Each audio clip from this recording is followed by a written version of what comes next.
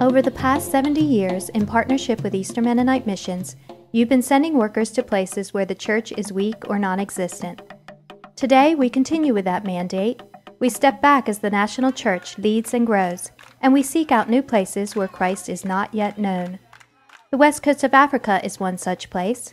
Earl Forrester and Gary and Denise Williamson are walking alongside new believers among the Blanta people in the Gambia, Guinea-Bissau, and Senegal.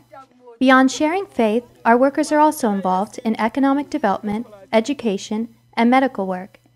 Here's a story from Gary Williamson in the Gambia, highlighting a challenge but celebrating the movement of the Spirit. I met Abuli shortly after we arrived. He's from the Fula tribe and lives in one of the villages where we have been training church leaders. The Fula are very strongly Muslim and opposed to Christianity. But Abuli attended our brief worship service.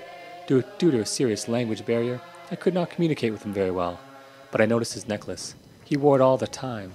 As months passed, I began to know the culture better and learned that his necklace carried 2 jujus, which are small leather pouches that contain verses from the Quran. When we launched our leadership training program, Abuli was included. I remember clearly how thrilling it was to watch him receive his first Creole Bible. He held it carefully like an artist would hold a fragile sculpture. Slowly he opened the Bible and stared at the letters on the pages. Most of the leaders had never learned how to read or write in their own language. Our first objective was to teach them to read the Bible and be able to write verses in the notebooks we made for them. Abuli took part in our literacy program and learned to read and write. He continued to wear his necklace with the jujus.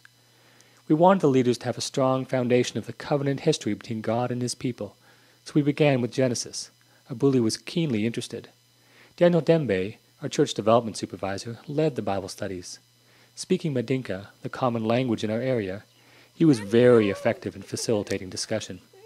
At one of our sessions, I felt the Holy Spirit prompting me to ask Abuli why he was wearing the juju necklace. He said his father put it on him when he was a baby, that it provides an invisible shield of protection all around him. Daniel and I told him that those who are followers of Jesus never have to fear that evil will harm us. God provides our protection. I asked him if he'd be willing to remove the necklace.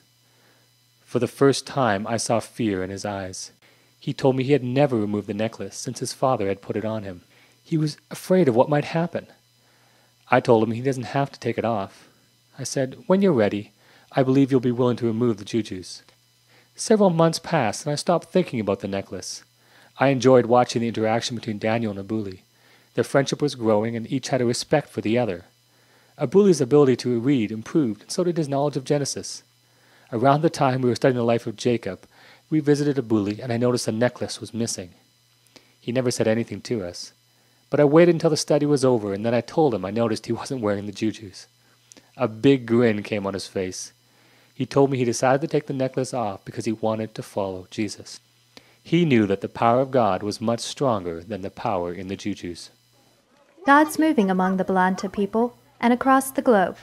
Please consider how you can walk alongside Eastern Mennonite Missions and our workers in more than 35 countries as they seek to be together with Christ, transforming the world.